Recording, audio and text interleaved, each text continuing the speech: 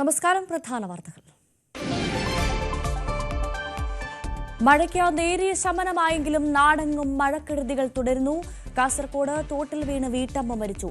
അടിമാലിയിൽ മണ്ണിടിഞ്ഞ് വീടുകൾ തകർച്ചാ ഭീഷണിയിൽ. എറണാകുളം ഏലൂരിൽ മരച്ചില്ലൊടിഞ്ഞ് വീണ് 2 പേർക്ക് പരിക്ക്. കൊല്ലത്ത് 8 വീടുകൾ ഭാഗികമായി തകർന്നു. കാസർഗോഡ് ചെറുവത്തൂർ കുളനാട് മലയിൽ വിള്ളൽ. മീറ്ററുകളോളം വനഭൂമി പിളർന്ന നിലയിൽ. 3 കുടുംബങ്ങളെ മാറ്റിപ്പാർപ്പിച്ചു.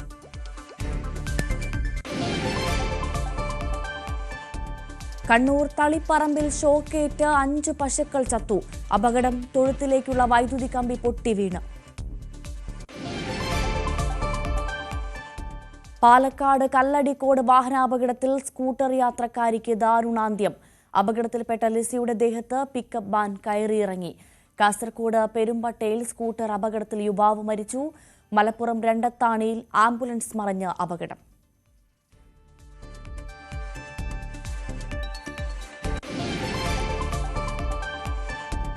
പണം മോഷ്ടിച്ച സ്ത്രീകളെ പിന്തുടർന്ന് പിടികൂടി നെടുവത്തൂർ പഞ്ചായത്ത് വൈസ് പ്രസിഡന്റ്. പിടിയിലായത് തമിഴ്നാട് ഗോപിച്ചെട്ടിപ്പാളയം സ്വദേശികളായ സെൽവിയും മകൾ അദിനിയും. ജലജ സുരേഷിന്റെ പണം കവർന്നത് KSRTC ബസ്സിൽ യാത്ര ചെയ്യവേ.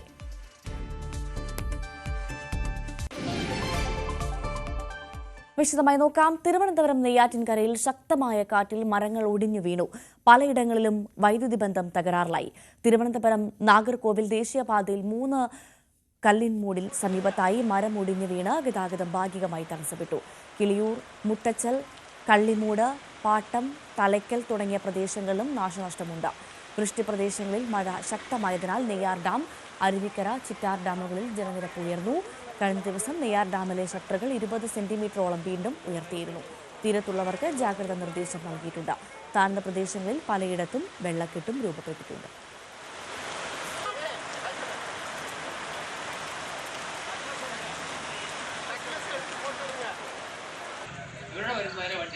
ശക്തമായ കാറ്റിലും മഴയിലും കൊല്ലം കോരി വഴിയിൽ വീടിന് മുകളിൽ മരം വീണു.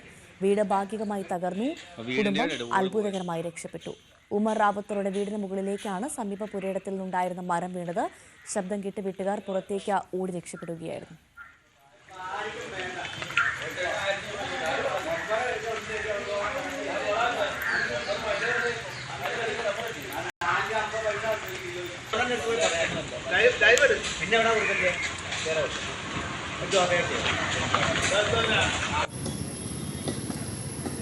പാലക്കാട് പട്ടാമ്പി കരിങ്ങനാട് വൻമരം കടപുഴകി വീണു. ഇതോടെ പട്ടാമ്പി പുലാമന്തോൾ പാതയിൽ ഏറെ നേരം ഗതാഗതം തടസ്സപ്പെട്ടു. നിരവധി വാഹനങ്ങൾ സഞ്ചരിക്കുന്ന പാതയിൽ അപകട സമയത്ത് വാഹനങ്ങളില്ലാത്തതിനാൽ വൻ അപകടം ഒഴിവായി. മരം വീണതോടെ ഇലക്ട്രിക് പോസ്റ്റുകൾ തകർന്നു. നാട്ടുകാരും പോലീസും ചേർന്ന് മരം വെട്ടിമാറ്റി ഗതാഗതം പുനഃസ്ഥാപിച്ചു.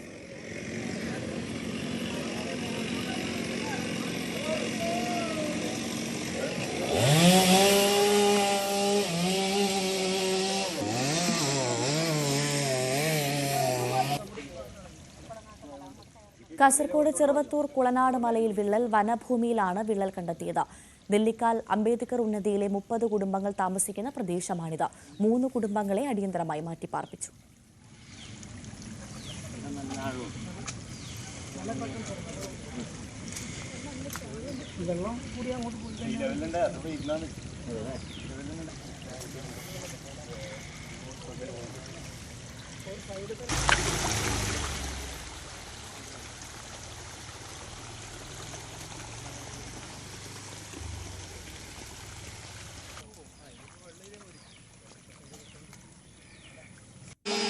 എറണാകുളം ഏലൂരിൽ ആൽമരത്തിന്റെ ചില്ല ഒടിഞ്ഞു വീണ് 2 പേർക്ക് പരിക്ക്. വഴിയരികിൽ നിന്നിരുന്ന വിദ്യാർത്ഥികൾക്ക് അടക്കമാണ് പരിക്കേറ്റത്. ഏലൂർ വടക്കുംഭാഗം പാട്ടുപുരയ്ക്കൽ അമ്പലത്തിന് സമീപമാണ് ആൽമരത്തിന്റെ വലിയ ചില്ല ഒടിഞ്ഞു വീണത്.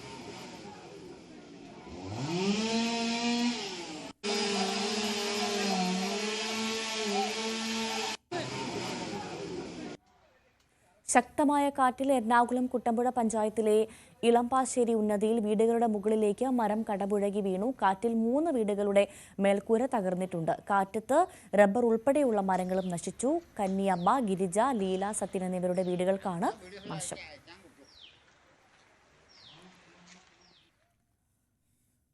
മഴ കനത്തതോടെ വർക്കല പാപനാശം കുന്നുകൾ ഇടിഞ്ഞു തുടങ്ങി. തീരത്തേക്ക് സന്ദർശകർക്ക് നിരോധനമുണ്ട്. വർക്കല ക്ലിഫ് സംരക്ഷിക്കുമെന്ന അധികൃതരുടെ ഉറപ്പും പാഴ്വാക്കായി. പാപനാശം കുന്നുകൾ അതീവ ദുർബലാവസ്ഥയിലാണ്. കാലവർഷം കനത്തതോടെ കുന്നുകൾ കൂടുതൽ ദുർബലമായി. കഴിഞ്ഞ ദിവസങ്ങളിലും ക്ലിഫിന്റെ ഒരു ഭാഗം ഇടിഞ്ഞു വീണു. കടലിന് അഭിമുഖമായി നിൽക്കുന്ന കുന്നുകളുടെ പല ഭാഗങ്ങളും ബലക്ഷയം മൂലം തകർച്ച നേരിടുന്നുണ്ട്. ഉൾക്കൊള്ളാവുന്നതിലധികം കെട്ടിടങ്ങൾ കൂടിയായതോടെ ഓരോ മഴക്കാലത്തും കുന്നിടിയുന്നതിന്റെ ആഘാതം കൂടി. പ്രകൃതിദത്ത ജലസ്രോതസ്സായ പാപനാശിനിയുടെ സമീപത്താണ് കഴിഞ്ഞ ദിവസം ഇടിഞ്ഞത്. മഴയിൽ ചോർന്നൊലിച്ച് പട്ടാമ്പി ഗവൺമെന്റ് താലൂക്ക് ആശുപത്രി. മേൽക്കൂരയുടെ തകർച്ചയാണ് പ്രധാന കാരണം. വാർഡുകളിലും വരാന്തയിലും രൂപപ്പെടുന്ന വെള്ളക്കെട്ടിൽ ഏറെ ദുരിതത്തിലാണ് രോഗികളും കൂട്ടിരിപ്പുകാരും. വർഷങ്ങളായി മഴക്കാലമായാൽ പട്ടാമ്പി ഗവൺമെന്റ് താലൂക്ക് ആശുപത്രിയുടെ അവസ്ഥ ഇതാണ്. മഴ പെയ്താൽ ആശുപത്രിക്കകത്തുപോലും കുട ചൂടി നിൽക്കണം.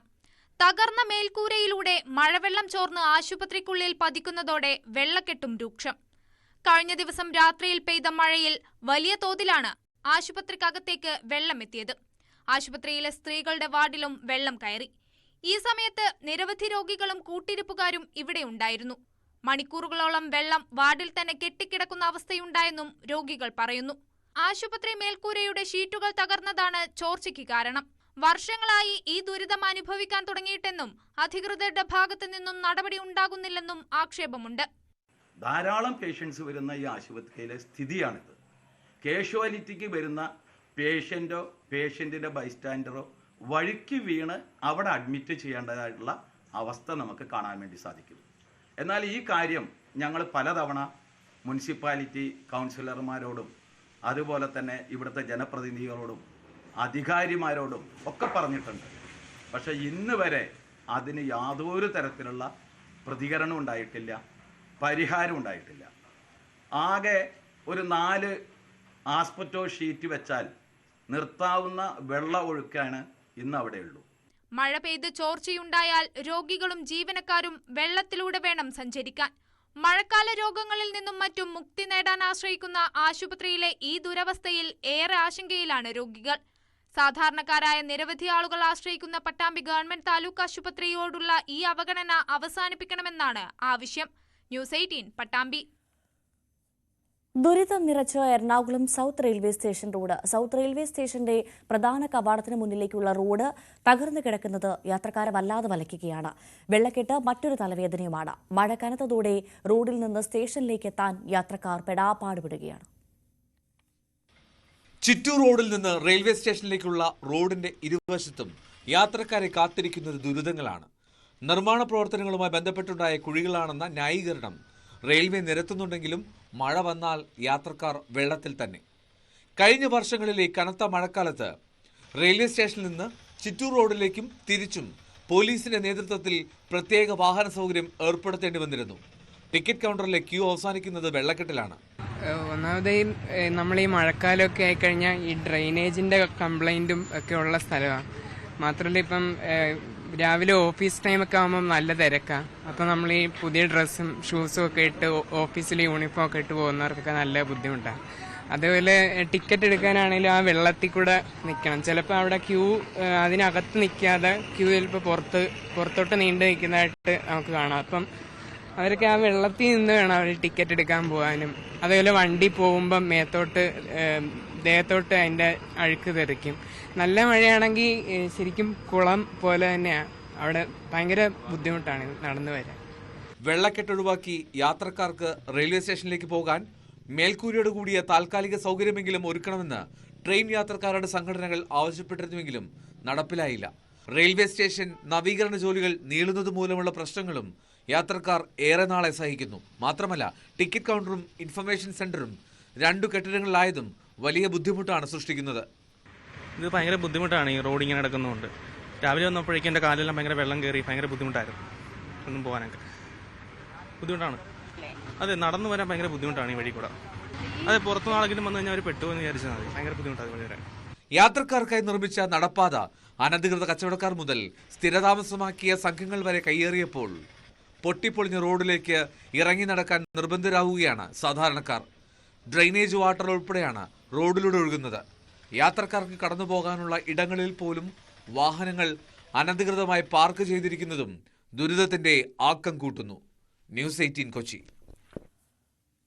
കടലാക്രമണം രൂക്ഷമായ എറണാകുളം കണ്ണമാലിയിൽ തീരദേശ പാത ഉപരോധിച്ച നാട്ടുകാർ തഹസിൽദാരുടെ നേതൃത്വത്തിൽ നടത്തിയ ചർച്ചയിൽ ഉപരോധം അവസാനിപ്പിച്ചില്ലെങ്കിലും ടെട്രോപോഡ് സംരക്ഷണ ഭിത്തി യാഥാർത്ഥ്യമാകും വരെ പ്രതിഷേധം തുടരുമെന്നാണ് നാട്ടുകാരുടെ നിലപാട്.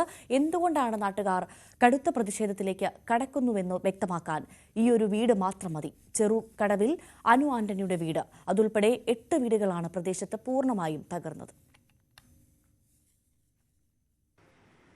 കണ്ണമാലി ചെറിയകടവ് 5-ാം വാർഡിലാണ് നമ്മളിപ്പോൾ ഉള്ളത്. ഈ വീടിൻ്റെ പിൻവശം ഇന്നലെ രാത്രിയിൽ തകർന്നു വീണതാണ്. കടൽക്ഷോഭത്തെ തുടർന്ന് തകർന്നു വീണതാണ്. കഴിഞ്ഞ ദിവസങ്ങളിലെ ഈ രൂക്ഷമായ കടൽക്ഷോഭമാണ് കണ്ണമാലി ഭാഗത്തുള്ളത്. നമുക്കറിയാം 8 കിലോമീറ്റർ ദൂരത്താണ് ഇവിടെ ടെട്രോപോഡ് നിരത്താനുള്ളത്. ടെട്രോപോഡ് നിരത്താത്ത ഭാഗങ്ങളിലൊക്കെ ഇത്തരത്തിൽ രൂക്ഷമായി കടൽ കയറുന്ന ഒരു സാഹചര്യമാണുള്ളത്. ഇപ്പോൾ നമ്മളുള്ളത് അനു ആന്റണിയുടെ വീട്ടിലാണ്. വീടിനുള്ളിലെ കാഴ്ചയാണ് നമ്മൾ ഈ കാണുന്നത്. കാരണം ഈ വാതിലിനുള്ളിൽ നിന്നും തിരയടിച്ച് മണലൊക്കെ വീടിനുള്ളിലേക്ക് കയറി ഇവിടെ മുഴുവൻ വെള്ളത്തിൽ മുങ്ങി നിൽക്കുന്ന സാഹചര്യമാണ്. വീട്ടുകാർക്ക് ഇവിടെ അങ്ങേയറ്റം ദുരിതപൂർണമായ ജീവിതമാണ്. നമ്മളോടൊപ്പം വീടിൻ്റെ ഉടമസ്ഥൻ അനു ആന്റണിയുണ്ട്. അനു ആന്റണിയോട് തന്നെ നമുക്ക് ചോദിക്കാം, ഏത് സാഹചര്യത്തിലാണ് നിങ്ങൾ ഇപ്പോൾ കഴിഞ്ഞുകൂടുന്നത്? ഞങ്ങളുടെ വീട്ടിൽ എൻ്റെ പ്രായമായ അമ്മയുണ്ട്, എൻ്റെ ഭാര്യയുണ്ട്, 3 വയസ്സുള്ള കുട്ടിയുണ്ട്, എൻ്റെ അച്ഛനുണ്ട്. ഇവരൊക്കെ ഈ വീട്ടിലാണ് താമസിക്കുന്നത്. നിങ്ങൾ ഈ വീടൊന്ന് കാണും.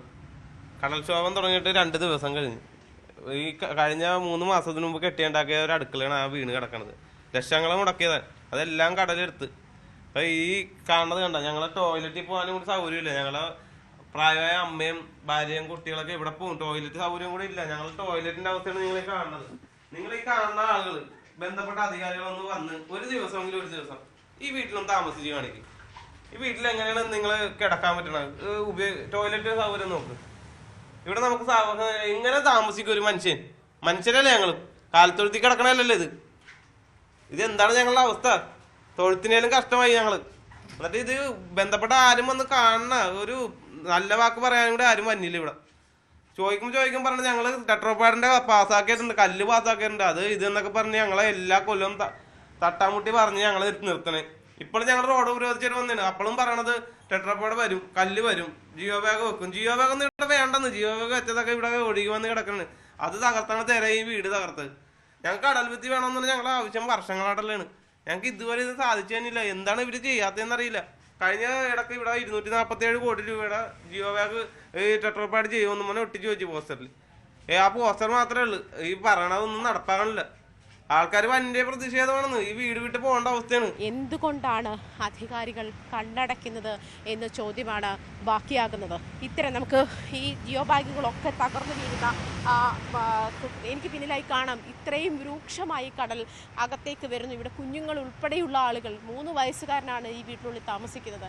അങ്ങനെ അവർക്ക് ഈവൻ ഒന്ന് വാഷ്റൂമിൽ പോലും പോകാനുള്ള സാഹചര്യം പോലും ഇല്ലാത്ത അവസ്ഥയാണ്. ഭക്ഷണം പാകം ചെയ്യണം. ഈ ഒരു വീട്ടിനുള്ളിൽ താമസിപ്പിക്കാൻ വേണ്ടുന്ന പ്രാഥമിക സൗകര്യങ്ങളൊക്കെ വേണം. ഇതൊന്നുമില്ലാതെ മണ്ണിലും ചെളിയിലും വെള്ളത്തിലുമായി ജീവിതം മുന്നോട്ട് നീക്കേണ്ടുന്ന അങ്ങേയറ്റം ദുരിതപൂർണമായ അവസ്ഥയിലാണ് ഈ കണ്ണമാലി നിവാസികൾ. ക്യാമറാമാൻ KP ധനേഷിനൊപ്പം ആജ്ഞ രവീന്ദ്രൻ, ന്യൂസ് 18 കൊച്ചി. കനത്ത മഴയിൽ പത്തനംതിട്ട അടൂരിൽ വീടിന്റെ കിണർ ഇടിഞ്ഞു താണു. അടൂർ വിദ്യാനഗറിൽ CP ഫിലിപ്പിന്റെ വീട്ടിലെ കിണറാണ് ഇടിഞ്ഞു വീണത്. വീടിനോട് ചേർന്നുള്ള കിണറിന്റെ 2 റിങ്ങുകൾ ഇടിഞ്ഞു താഴ്ന്നതോടെ വീട് അപകട ഭീഷണിയിലാണ്. 2 ദിവസമായി തുടർച്ചയായി പെയ്യുന്ന കനത്ത മഴയ്ക്ക് പിന്നാലെയാണ് വലിയ ശബ്ദത്തോടെ കിണർ ഇടിഞ്ഞു താഴ്ന്നത്.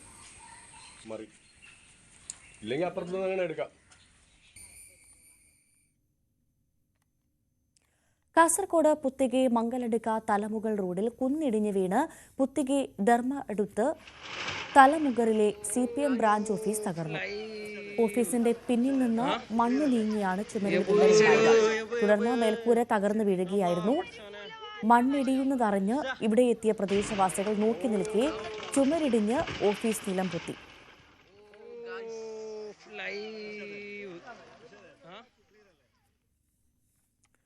പാലക്കാട് കല്ലടിക്കോട് വാഹനാപകടത്തിൽ ഒരു മരണം. ചുങ്കം കളപ്പാറ സ്വദേശിനി ലിസിയാണ് മരിച്ചത്. ഒരാൾക്ക് പരിക്കുണ്ട്. കല്ലടിക്കോട് ചുങ്കത്ത് വെച്ചായിരുന്നു അപകടം. ദേശീയപാതയിൽ വെച്ച് വാഹനം മറികടക്കുന്നതിനിടെ ലിസി സഞ്ചരിച്ചിരുന്ന ഇരുചക്ര വാഹനം കാറിടിച്ച് മറിയുകയായിരുന്നു. എതിർദിശയിൽ വന്ന പിക്കപ്പ് വാൻ ശരീരത്തിലൂടെ കയറിയിറങ്ങുകയായിരുന്നു.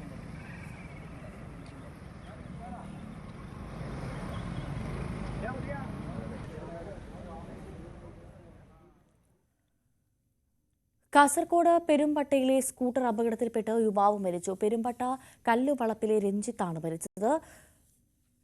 പെരുമ്പട്ട പാലത്തിന് സമീപം സ്കൂട്ടർ അപകടത്തിൽപ്പെടുകയായിരുന്നു. രാവിലെ റോഡിന് താഴെ കുറ്റിക്കാട്ടിൽ സ്കൂട്ടർ കണ്ട നാട്ടുകാർ നടത്തിയ തെരച്ചിലാണ് മൃതദേഹം കണ്ടെത്തിയത്. തലയ്ക്ക് ഗുരുതരമായി പരിക്കേറ്റിരുന്നു.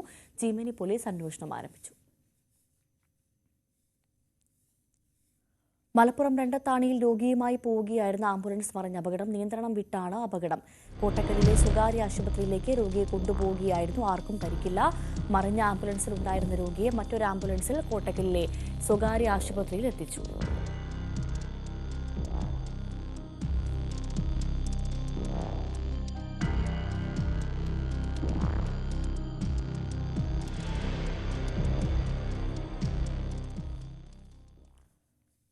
കണ്ണൂർ തളിപ്പറമ്പിൽ വൈദ്യുതി കമ്പിയിൽ നിന്ന് ഷോക്കേറ്റ് 5 പശുക്കൾ ചത്തു. തൊഴുത്തിലേക്കുള്ള വൈദ്യുതി കമ്പി പൊട്ടി വീണാണ് പശുക്കൾക്ക് ഷോക്കേറ്റത്. പെരുമ്പടവ് എടക്കൂത്ത് ശ്യാമളയുടെ പശുക്കളാണ് ചത്തത്.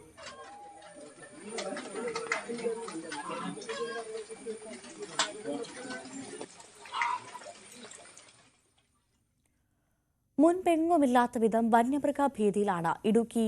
ഓരോ ദിവസവും ജില്ലയുടെ ഏതെങ്കിലും ഭാഗത്ത് വന്യമൃഗ ആക്രമണം ഉണ്ടാകുന്ന അവസ്ഥ. എന്നാൽ വന്യമൃഗങ്ങളെ പ്രതിരോധിക്കാൻ വനംവകുപ്പ് പ്രഖ്യാപിച്ച പദ്ധതികളെല്ലാം കടലാസിലൊതുങ്ങുകയാണ്. കാട്ടാനശല്യം ഏറ്റവും രൂക്ഷമായ ചിന്നക്കനാലിൽ പോലും വനംവകുപ്പ് പ്രഖ്യാപിച്ച പദ്ധതികൾ നടപ്പിലാക്കിയിട്ടില്ല. സംസ്ഥാനത്ത് കാട്ടാനശല്യം ഏറ്റവും രൂക്ഷമായ മേഖലയാണ് മതികെട്ടാൻ ചോലയോട് ചേർന്ന് കിടക്കുന്ന ചിന്നക്കലാൽ, ശാന്തൻപാറ പഞ്ചായത്തുകൾ. കഴിഞ്ഞ 2 ദശകത്തിനിടെ 50ഓളം മനുഷ്യജീവനുകൾ ഇവിടെ ആനക്കലിയിൽ പൊലിഞ്ഞു. ഗുരുതരമായി പരിക്കേറ്റവരും നിരവധി. കൃഷിനാശത്തിലും വീടുകൾ തകർന്നതിലും കൃത്യമായ കണക്കുകളില്ല. ഓരോ തവണയും ആനക്കലിയിൽ ജീവൻ പൊലിയുമ്പോൾ ജനകീയ പ്രതിഷേധമുയരും. അപ്പോഴൊക്കെ പ്രതിരോധ മാർഗങ്ങൾ അവതരിപ്പിച്ച് വനം വകുപ്പ് രംഗത്തെത്തും. എന്നാൽ പദ്ധതികൾ നടപ്പാകാറില്ല.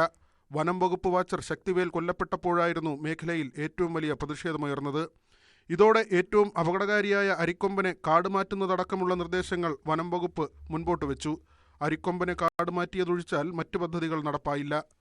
ചിന്നക്കനാലിലെ കാട്ടാനശല്യം രൂക്ഷമായ ജനവാസ മേഖലയ്ക്കു ചുറ്റും സോളാർ ഫെൻസിംഗ് എന്നതായിരുന്നു പ്രധാന പ്രഖ്യാപനം. 2 കോടി രൂപയുടെ പദ്ധതിക്ക് അംഗീകാരവും ലഭിച്ചു. എന്നാൽ പദ്ധതി എങ്ങും എത്തിയിട്ടില്ല. അരിക്കൊമ്പനെ ഇവിടുന്ന് ട്രാൻസ്ലൊക്കേഷൻ ചെയ്യുമ്പോൾ ഇവിടെ സോളാർ ഫെൻസിംഗ് എന്നും പറഞ്ഞൊരു പദ്ധതി നടപ്പിലാക്കാൻ വേണ്ടി കേന്ദ്ര സംസ്ഥാന സർക്കാർ കൂടി 1,96,00,000 രൂപ അനുവദിച്ചാണ്. അത് 2023 പണി തുടങ്ങി.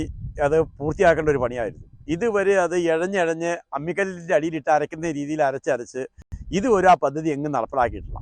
എന്നാൽ ഈ പദ്ധതി പൂർത്തിയാക്കാൻ വേണ്ടി ഉദ്യോഗസ്ഥന്മാർക്ക് യാതൊരു താല്പര്യവുമില്ലാതെ ജനങ്ങളെ ഇനിയും വന്യജീവി ആക്രമണത്തിന് വിട്ടുകൊടുക്കാൻ വേണ്ടി മാത്രം DFOയും റേഞ്ച് ഓഫീസറും ACF ഒക്കെ ഇതിനു വേണ്ടി നിൽക്കുന്ന ഒരു നിലയിലേക്കാണ് മാറിയിരിക്കുന്നത്. ചക്കക്കൊമ്പനെ റേഡിയോ കോളർ ഘടിപ്പിച്ച് നിരീക്ഷിക്കുമെന്നും ആനയുടെ സാന്നിധ്യം വിവരിക്കുന്ന ബോർഡുകൾ വിവിധ മേഖലകളിൽ സ്ഥാപിക്കും എന്നതുമടക്കമുള്ള പ്രഖ്യാപനങ്ങളെല്ലാം കടലാസിലൊതുങ്ങി. ന്യൂസ് 18 ഇടുക്കി. കാട്ടുപന്നി ശല്യം കൊണ്ട് പൊറുതിമുട്ടിയിരിക്കുകയാണ് പത്തനംതിട്ട കൊട്ടാങ്ങൽ നിവാസികൾ. കാർഷിക വിളകൾ നശിപ്പിക്കുന്നതിന് പുറമെ കർഷകരെയും കാട്ടുപന്നികൾ ആക്രമിക്കുന്നുണ്ട്. പ്രദേശത്തെ കർഷകരുടെ ഏക്കർ കണക്കിന് സ്ഥലത്തെ കൈത കൃഷിയാണ് കാട്ടുപന്നിക്കൂട്ടം കഴിഞ്ഞ ദിവസം നശിപ്പിച്ചത്.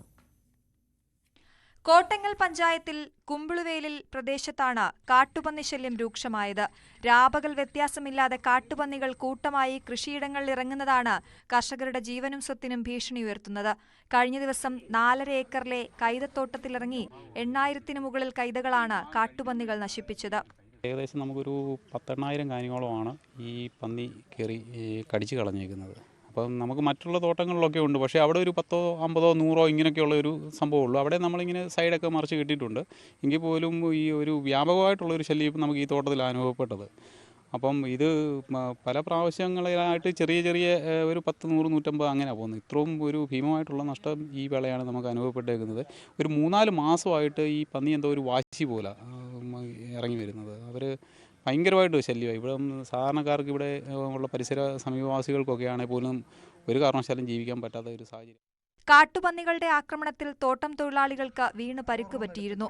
പന്നി സ്ഥിരമായിട്ടുണ്ട്. രാത്രി ഒരു 5 മണിക്ക് ശേഷം ഇതിനകത്തെല്ലാം പന്നി ഇറങ്ങും.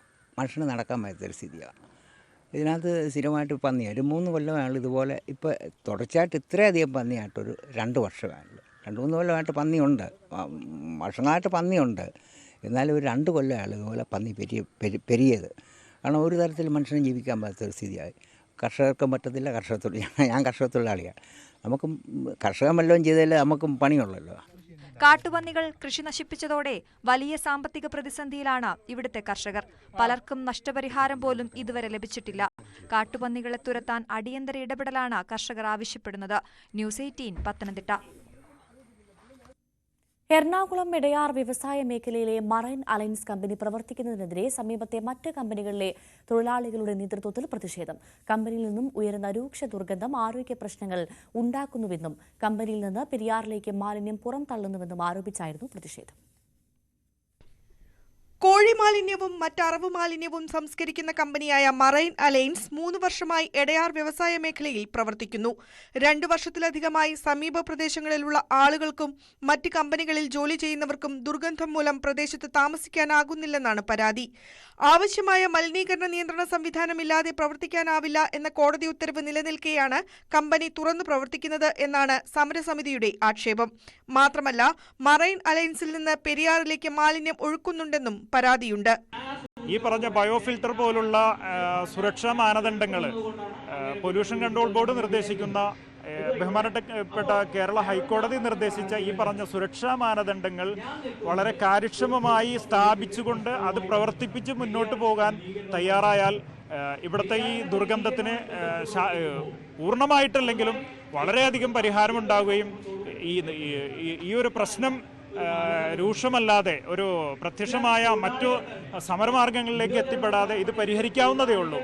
മലിനീകരണം തടയണമെന്നാവശ്യപ്പെട്ട് തൊട്ടടുത്തുള്ള ഇൻഡോ ജർമ്മൻ കാർബൺ കമ്പനിയിലെ ജീവനക്കാർ മറൈൻ അലയൻസിന് മുന്നിൽ പ്രതിഷേധ പ്രകടനം നടത്തി. വല്ലാത്ത ബുദ്ധിമുട്ടാണ് ഞങ്ങൾക്ക് ഉണ്ടാവുന്നത്. മൈഗ്രെയിൻ, അതുപോലെ ശാരീരികമായ ഒത്തിരി അസ്വസ്ഥതകൾ ഞങ്ങൾ ഇതുമൂലം അനുഭവപ്പെടുന്നുണ്ട്. ഒരിക്കലും ഈ കമ്പനി പൂട്ടാനല്ല ഞങ്ങൾ ആവശ്യപ്പെടുന്നത്. ഞങ്ങൾക്ക് സ്വസ്ഥമായി ജോലി ചെയ്യണം. അതിനു വേണ്ടിയിട്ട് സ്മെല്ല് കുറയ്ക്കാൻ വേണ്ടിയിട്ട് അവർക്ക് അതിനായിട്ടുള്ള ഒത്തിരി സംവിധാനങ്ങൾ സ്വീകരിക്കാം. അത് ചെയ്യണമെന്ന് മാത്രമേ ഞങ്ങൾ ആവശ്യപ്പെടുന്നുള്ളൂ. എന്നാൽ നിയമാനുസൃതമായാണ് മറൈൻ അലയൻസ് പ്രവർത്തിക്കുന്നത് എന്നാണ് കമ്പനി പറയുന്നത്. കമ്പനി പൂട്ടിക്കാനുള്ള ഗൂഢാലോചനയുടെ ഭാഗമാണ് നിലവിലെ സമരം എന്നാരോപിച്ച് മറൈൻ അലയൻസ് ജീവനക്കാരും പ്രദേശത്ത് പ്രതിരോധ സംഗമം നടത്തി. പെരിയാറിൽ മത്സ്യങ്ങൾ കൂട്ടത്തോടെ ചത്തുപൊങ്ങിയ സംഭവത്തിൽ മലിനീകരണ നിയന്ത്രണ ബോർഡ് പൂട്ടാൻ നിർദ്ദേശം നൽകിയ കമ്പനിയാണ് Alliance Marine Products. News 18 Kochi. സെക്രട്ടേറിയറ്റിലേക്ക് ABVP പ്രവർത്തകർ നടത്തിയ മാർച്ചിൽ സംഘർഷം. PM ശ്രീ പദ്ധതിയിൽ കേരള സർക്കാർ ഒപ്പുവെക്കുക, KTU വിദ്യാർത്ഥികളുടെ ഇയർ ബാഗ് ഒഴിവാക്കുക തുടങ്ങിയ ആവശ്യം ഉയർത്തിയായിരുന്നു പ്രതിഷേധം. ബാരിക്കേഡ് മറികടക്കാൻ ശ്രമിച്ചവർക്ക് നേരെ 2 തവണ പോലീസ് ജലപീരങ്കി പ്രയോഗിച്ചു. പിന്നാലെ റോഡ് ഉപരോധിച്ച പ്രവർത്തകരെ അറസ്റ്റ് ചെയ്തു നീക്കി. ആവശ്യങ്ങൾ സർക്കാർ അംഗീകരിക്കും വരെ പ്രതിഷേധം തുടരുമെന്ന് ABVP അറിയിച്ചു.